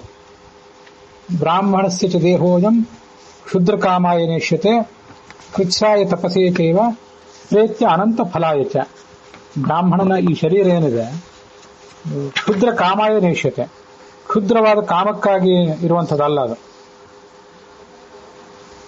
ಕೃಚ್ಛಾಯ ತಪಸೇ ಚೈವ, ಕಷ್ಟಕರವಾದ ತಪಸ್ಸನ್ನು ಮಾಡಬೇಕು. ಮತ್ತೆ ಪ್ರೇತ್ಯ ಅನಂತ ಸುಖಾಯ ಚ ಅಂತ ಭಾಗವತ ಹೇಳಿದೆ. ಅದಕ್ಕಾಗಿ ಬ್ರಾಹ್ಮಣನಿಗೆ ಹೆಚ್ಚು ವೃತ ನಿಯಮಗಳನ್ನು ಶಾಸ್ತ್ರ ವಿಧಿಸಿದೆ. ಈ ಹಿಂದಿನ 23-24ನೇ ಶ್ಲೋಕಗಳಲ್ಲಿ ಬಂತು. ಬ್ರಾಹ್ಮಣನಿಗೆ 1 ಗೋದಾನ 1000 ಗೋವುಗಳ ಫಲವನ್ನು ಕೊಡ್ತದಂತ. ಕ್ಷತ್ರಿಯ ಅದಕ್ಕೆ ಆ ಫಲವನ್ನ ಕಡಿಮೆ ಪಡ್ಕೊಳ್ತಾನೆ ಅಂತ ಅಲ್ಲಿ ಬಂದಿತ್ತು.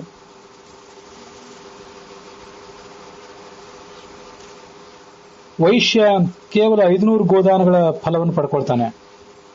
ಬ್ರಾಹ್ಮಣ ಮತ್ತು ಕ್ಷತ್ರಿಯರಿಗೆ ಸಮಾನವಾದ ಫಲ ಇದೆ. ಮತ್ತೆ ವೈಶ್ಯನಾದವನು ಕೇವಲ ಒಂದು ಹಸುವನ್ನು ದಾನ ಮಾಡಿದ್ರೆ 500 ಗೋವುಗಳ ದಾನದ ಫಲವನ್ನು ಪಡ್ಕೋತಾನೆ ಅನ್ನೋದು ಬಂದಿದೆ. ಅದೆಲ್ಲ ಹಿಂದಿನ 25ನೇ ಶ್ಲೋಕದಲ್ಲಿ. ಶೂದ್ರನಿಗೆ ಒಂದು ಗೋದಾನ ಮಾಡಿದ್ರೆ 250 ಗೋದಾನಗಳನ್ನು ಮಾಡಿದ ಫಲ ಸಿಗ್ತದೆ ಅಂತ ಬಂದಿದೆ. ಅಲ್ಲಿ ಕೆಲವು ಕಡೆ ಬ್ರಾಹ್ಮಣನಿಗೆ ಹೆಚ್ಚು ಫಲವನ್ನು ಹೇಳಿದ್ದಾರೆ, ಇಲ್ಲಿ ಕೆಲವು ಕಡೆ ಬ್ರಾಹ್ಮಣನಿಗೆ ಹೆಚ್ಚು ಶ್ರಮವನ್ನು ಹೇಳಿದ್ದಾರೆ. ಇಂಥದ್ದೆಲ್ಲ ಶಾಸ್ತ್ರದ ಕೆಲವು ವಿಧಾನಗಳಿರ್ತವೆ. ಇದನ್ನು ನಾವು ಗಮನಿಸಬೇಕು. ಆ ಬ್ರಾಹ್ಮಣನಿಗೆ ಹೆಚ್ಚು ಫಲವನ್ನು ಹೇಳಿದ್ದಾರೆ, ಉಳಿದವರಿಗೆ ಕಡಿಮೆ ಫಲವನ್ನು ಹೇಳಿದ್ದಾರೆ.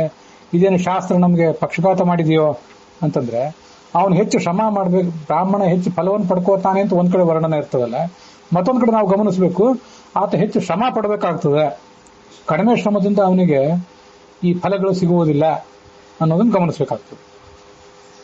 ಎಷ್ಟು ಆತ್ಮವಿಕ್ರಯಂ ಕೃತ್ವ, ಇದು ಮುಂದಿನ ಶ್ಲೋಕ ನಾವು ನೋಡಬೇಕಾಗುತ್ತೆ.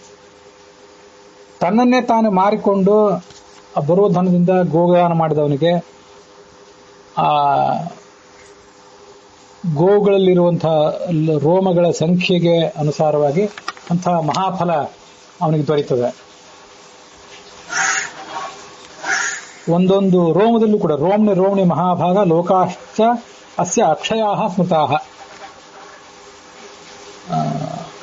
ಅಷ್ಟು ಅನೇಕ ಫಲಗಳನ್ನು ಆ ಗೋದಾನ ಮಾಡಿದವನು ಪಡ್ಕೋತಾನೆ.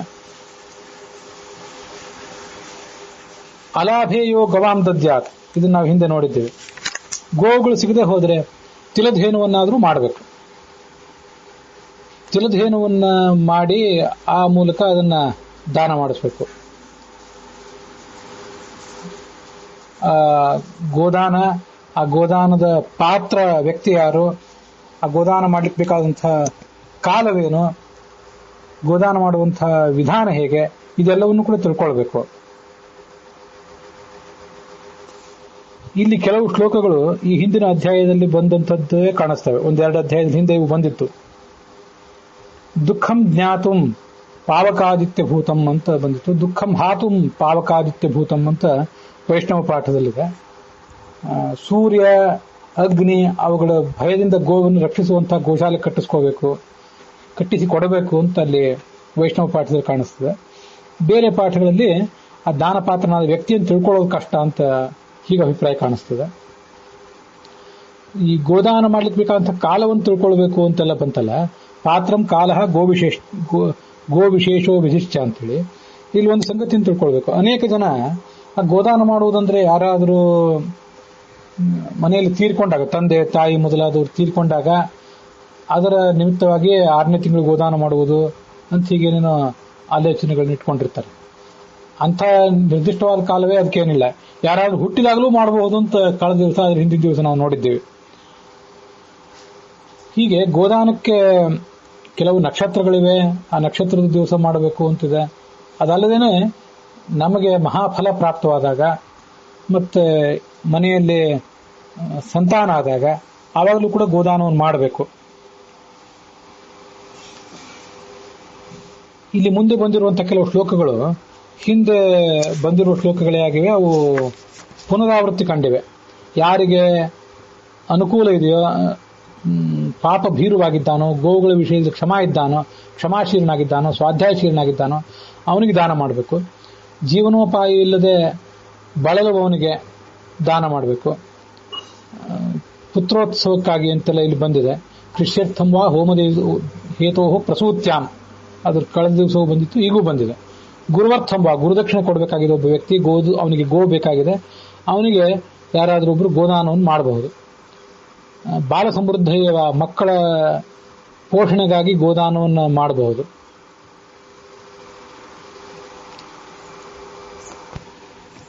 ಇದೊಂದು ಸಂಗತಿಯನ್ನು ಗಮನಿಸೋಣ. ಗುರುವರ್ಥಂವ ಬಾಲ ಸಮೃದ್ಧಿಯವ ಅಂತ ಬಂತು ನೋಡಿ. ಮಕ್ಕಳ ಪೋಷಣೆಗಾಗಿ ಗೋದಾನ ಮಾಡಬೇಕು, ಅದರಿಂದ ಫಲ ಇದೆ. ಯಾಕಂದ್ರೆ ಪಾತ್ರವನ್ನು ಬಹಳ ಆಲೋಚನೆ ಮಾಡಿ ಯಾರು ಯೋಗ್ಯ ಪಾತ್ರ ಇದ್ದಾರೋ ಅವ್ರಿಗೆ ದಾನ ಮಾಡಬೇಕು ಅಂತ ಬಂತಲ್ಲ.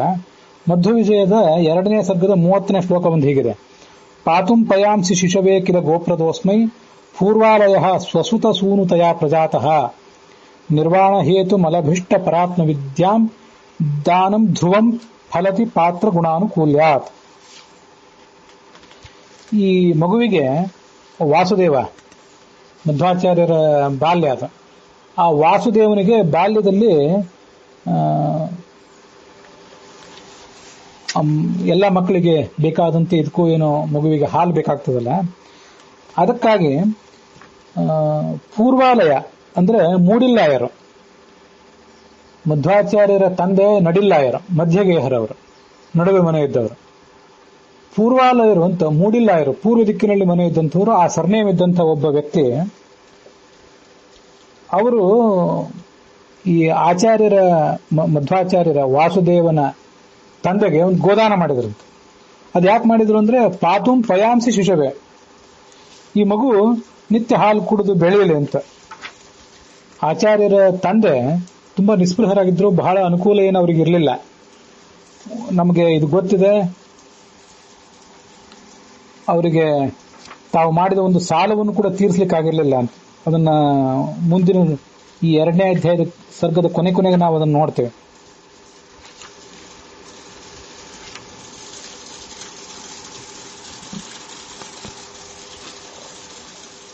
ಎರಡನೇ ಅಧ್ಯಾಯದ 2ನೇ ಸರ್ಗದ 50ನೇ ಶ್ಲೋಕದಲ್ಲಿದೆ ಅದು.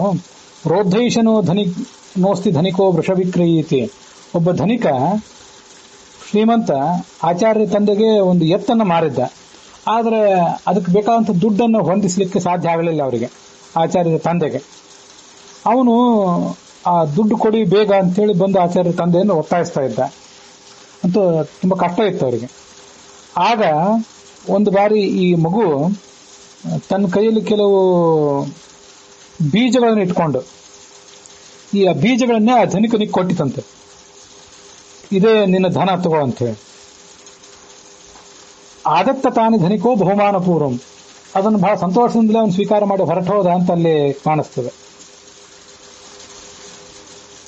ಹೀಗೆ ಆಚಾರ್ಯ ತಂದೆಗೆ ಒಂದು ಎತ್ತನ್ನು ಖರೀದಿ ಮಾಡುವಷ್ಟಾಗಲಿ, ಒಂದು ಆಕಳನ್ನು ಖರೀದಿ ಮಾಡುವಷ್ಟಾಗಲಿ ಅನುಕೂಲಗಳು ಬಹಳ ಇರಲಿಲ್ಲ. ಅಥವಾ ಆ ಸಂದರ್ಭದಲ್ಲಿ ಏನಾದರೂ ತೊಂದರೆ ಇತ್ತೇನೋ ಆ ಒಂದು ನಿರ್ದಿಷ್ಟ ಪ್ರಸಂಗದಲ್ಲಿ. ಹಾಗಾಗಿ ಈ ಮಗುವಿಗೆ ಹಾಲು ಕುಡ್ಲಿಕ್ಕೆ ಒಂದು ಗೋವನ್ನ ಆ ಮೂಡಿಲ್ಲಾಯರು ದಾನ ಮಾಡಿದ್ರು. ದಾನ ಮಾಡಿದಂತಹ ಮೂಡಿಲ್ಲಾಯರು ಅದಕ್ಕೆ ಪ್ರತಿಫಲವಾಗಿ ಏನನ್ನು ಪಡ್ಕೊಂಡ್ರು? ಸ್ವಸುತ ಸೂನುತಯ ಪ್ರಜಾತಃ. ತನ್ನ ಮಗನಾಗಿ ತಾನೇ ಜನಿಸಿದರು. ಈ ಅಜ್ಜನೇ ಮೊಮ್ಮಗನಾಗಿ ಮತ್ತೆ ಜನಿಸಿದರು ಅದೇ ವಂಶದಲ್ಲೇ.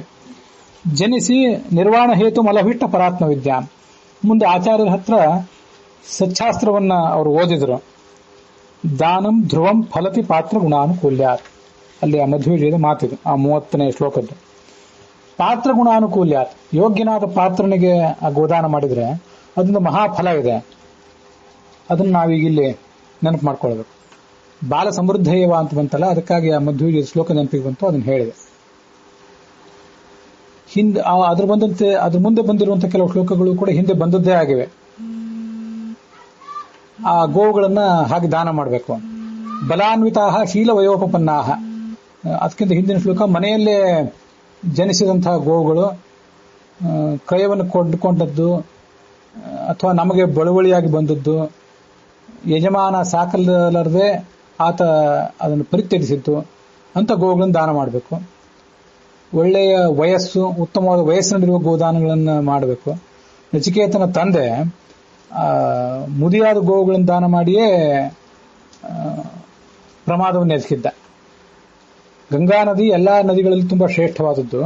ಹಾಗೆ ಕಪಿಲಾ ಗೋವು ಅಂತನ್ನುವುದು ಎಲ್ಲ ಗೋವುಗಳಲ್ಲೂ ಬಹಳ ಶ್ರೇಷ್ಠವಾದದ್ದು ಅಂತ ವರ್ಣನೆ ಮಾಡ್ತಾರೆ.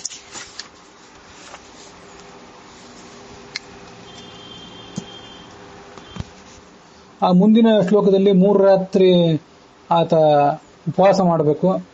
ಉಪವಾಸ ಮಾಡಿ ಮುಂದೆ ಗೋದಾನ ಮಾಡಬೇಕು.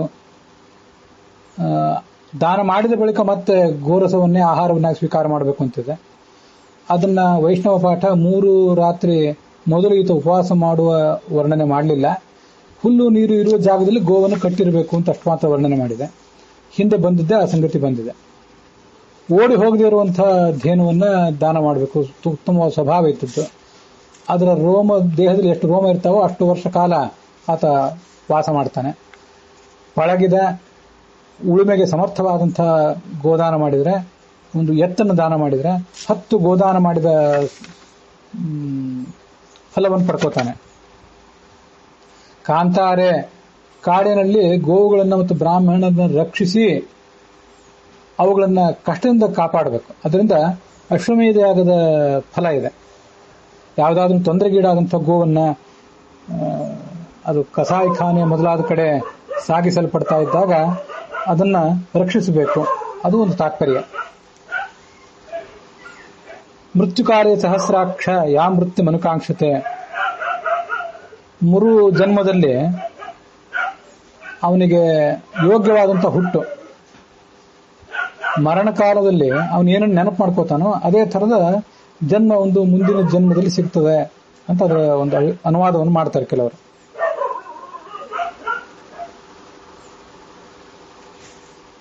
ಗೋವುಗಳ ಆಶೀರ್ವಾದದಿಂದ ಇವೆಲ್ಲ ಸಾಧ್ಯ ಆಗ್ತದೆ. ಗೋಭಿಶ್ಚ ಸಮನುಜ್ಞಾತಃ ಸರ್ವತ್ರ ಚ ಮಹೀಯತೆ. ಇದೇ ವಿಧಾನದಿಂದ ಆ ಗೋಬ್ರಾಹ್ಮಣರ ರಕ್ಷಣೆಯ ಉದ್ದೇಶದಿಂದಲೇ ಯಾವತ್ತೂ ಅರಣ್ಯಕ್ಕೆ ಹೋಗಿ ಹುಲ್ಲು ಮತ್ತೆ ತರಗೆಲೆ, ಕೆಲವು ಬಾರಿ ಗೋಮಯ ಇದನ್ನೇ ತಿಂದು ಬದುಕ್ತಾನೋ ಅವನು ಕೂಡ ಎಲ್ಲಾ ಥರದ ಸೌಭಾಗ್ಯವನ್ನು ಪಡ್ಕೋತಾನೆ. ದೇವತೆಗಳ ಜೊತೆಗೆ ಸ್ವರ್ಗಲೋಕದಲ್ಲಿ ಆನಂದಿಸ್ತಾನೆ. ಇದು ಗೋವುಗಳ ರಕ್ಷಣೆಗಾಗಿ ಆ ಕಾಡಿಗೆ ಹೋಗುವವನು ಅಂತ ಅದರ ತಾತ್ಪರ್ಯ. ಗಾಂ ವನೇಶು ಅನುಗಚ್ಚತೆ. ಗೋ ಸೇವಾ ಮಾಡುವುದರ ಒಂದು ವರ್ಣನೆ ಇಲ್ಲಿ ಮಾಡ್ತಿದ್ದಾರೆ. ದಿಲೀಪ ಮಹಾರಾಜನಿಗೆ ಸಂತಾನ ಇರಲಿಲ್ಲ, ನಮಗದು ಗೊತ್ತಿದೆ. ಆತ ತನ್ನ ಪತ್ನಿಯ ಸುದಕ್ಷಿಣಾಳ ಜೊತೆಗೂಡಿ ವಸಿಷ್ಠರ ಆಶ್ರಮಕ್ಕೆ ಹೋದ. ಸಂತಾನ ನನಗೆ ಬೇಕಾಗಿದೆ, ಏನ್ ಮಾಡಬೇಕು ಅಂತ ಹೇಳಿ. ನೀನೊಮ್ಮೆ ಸ್ವರ್ಗಲೋಕಕ್ಕೆ ಹೋಗಿದ್ದಿ, ಅಲ್ಲಿಂದ ಮರಳಿ ಬರುವಾಗ ಪತ್ನಿಯನ್ನ ಭೇಟಿ ಮಾಡಬೇಕು ಅಂತ ಒಂದು ಆತುರ ನನಗಿತ್ತು. ಅದಕ್ಕಾಗಿ ಧಾವಿಸಿ ಬರ್ತಾ ಇದ್ದೆ. ಆದರೆ ಅಲ್ಲಿದ್ದಂತಹ ಸ್ವರ್ಗಲೋಕದ ಕಾಮಧೇನುವನ್ನು ನಮಸ್ಕರಿಸುವುದನ್ನು ಮರೆತೆ. ಅದು ನಿನಗೆ ಪತ್ನಿಯನ್ನು ನೆನಪು ಮಾಡಿಕೊಂಡು, ಋತುಸ್ನಾತಳಾಗಿರುವಂತಹ ಪತ್ನಿಯನ್ನು ನೆನಪು ಮಾಡಿಕೊಂಡು ಧಾವಿಸ್ತಾ ಇದೆಯಲ್ಲ, ನಿನಗೆ ಸಂತಾನವಾಗದಿರಲಿ ಅಂತ ಶಾಪ ಕೊಟ್ಟಿತ್ತು. ಅದಕ್ಕಾಗಿ ಆ ಕಾಮಧೇನುವಿನ ಮಗಳಾದಂತಹ ನಂದಿನಿ ಹೋಮಧೇನುವಾಗಿ ನನ್ನ ಹತ್ರ ಇದೆ. ಅದನ್ನ ನೀನೀಗ ಇಲ್ಲಿ ಸೇವಾ ಮಾಡು ಅಂತ ಹೇಳ್ತಾರೆ ವಸಿಷ್ಠರು. ಇವನು 1 ವರ್ಷ ಕಾಲ ಅದರ ಸೇವಾ ಮಾಡಿ ಮುಂದೆ ಆ ಗೋವನ್ನ ಒಂದು ಸಿಂಹ ತಿನ್ಲಿಕ್ಕೆ ಬಂದಾಗ, ಅದು ನನಗೆ ಪೂರ್ಣ ವಿವರಗಳೆಲ್ಲ ನೆನಪಿಲ್ಲ, ಪರೀಕ್ಷಾರ್ಥವಾಗಿ ನಡೆದಂಥ ಒಂದು ಪ್ರಕರಣ ಅದೆಲ್ಲ. ಆ ಸಿಂಹವನ್ನು ಹಿಮ್ಮೆಟ್ಟಿಸ್ಲಿಕ್ಕಾಗಿ ಸಿಂಹಕ್ಕೆ ಆಹಾರವಾಗಿ ತನ್ನನ್ನೇ ಅರ್ಪಿಸಿಕೊಳ್ಳಿಕ್ಕೆ ಪ್ರಯತ್ನ ಪಡ್ತಾನೆ ಅಂತ ಈಗಿನ ಒಂದು ಕಥೆ ಇದೆ. ನಿಮ್ಗೆ ಅದೆಲ್ಲ ಪ್ರಸಿದ್ಧವಾದ ಕಥೆ ನಿಮ್ಗೆ ಗೊತ್ತಿರ್ತದೆ. ಕೇವಲ ಈಗ ನೆನಪು ಮಾಡಿದೆ ಅಷ್ಟೇ. ರಘುವಂಶದಲ್ಲಿ ಕಾಳಿದಾಸ ಕೂಡ ಆ ಕಥೆಯನ್ನ ವರ್ಣಿಸಿದ್ದಾನೆ. ಅವನಿಗೆ ಮುಂದೆ ರಘು ಅನ್ನುವಂಥ ಮಗ ಹುಟ್ಟುತ್ತಾನೆ ಅಂತ ಅಲ್ಲಿ ವರ್ಣನ ಇದೆ. ಇದು ಆ ಗೋಸೇವಾ ಮಾಡುವವನಿಗೆ, ಗೋವಿನ ರಕ್ಷಣೆ ಮಾಡುವವನಿಗೆ ಸಿಗುವಂತಹ ಒಂದು ದಿವ್ಯವಾದಂತಹ ಫಲ. ನಾವಿದನ್ನು ನೋಡಬೇಕು. ಹೀಗೆ ಆ ಬ್ರಹ್ಮದೇವರು ಅನೇಕ ಸಂಗತಿಗಳನ್ನ ಇಂದ್ರನಿಗೆ ವರ್ಣನೆ ಮಾಡಿದರು. ಮತ್ತು ಕೂಡ ಇಂದ್ರ ಅನೇಕ ಸಂಗತಿಗಳನ್ನ ಅವರ ಮೂಲಕ ಕೇಳ್ತಾನೆ. ಆತ ಏನು ಕೇಳಿದ, ಏನು ವಿಷಯಗಳನ್ನು ಅವರು ವರ್ಣನೆ ಮಾಡಿದರು ಅಂತ ಅನ್ನೋದನ್ನ ಮುಂದಿನ ದಿವಸಗಳಲ್ಲಿ ನಾವು ನೋಡೋಣ. ಇಲ್ಲಿಗೆ ಈ ಭಾಗ ಸಮಾಪ್ತವಾಗಿದೆ. ಅಕ್ಷಯ ತೃತೀಯ ದಿವಸ ನಾವು ಮಾಡಿದಂತಹ ಈ ಶ್ರವಣದಿಂದ ಗೋವುಗಳು, ಅವುಗಳ ಕುರಿತಾಗಿ ಕಥೆ ಹೇಳ್ತಾ ಇರುವಂತಹ ಭೀಷ್ಮ, ಉಳಿದೆಲ್ಲ ದೇವತೆಗಳು, ಅವರೆಲ್ಲರ ಅಂತರ್ಯಾಮಿಯಾದಂಥ ಭಾರತೀಯರ ಮುಖ್ಯ ಪ್ರಾಣಾಂತರ್ಗತನಾದಂಥ ಹರಿಣೀಪತಿಯಾದಂಥ ಪರಶುರಾಮ ರೂಪಿಯಾದ ಭಗವಂತ ಪ್ರೀತನಾಗಲಿ ಅಂತ ನಾವು ಪ್ರಾರ್ಥಿಸಿ ಈ ಭಾಗವನ್ನು ಇಲ್ಲಿಗೆ ಸಮಾಪ್ತವನ್ನಾಗಿ ಮಾಡೋಣ.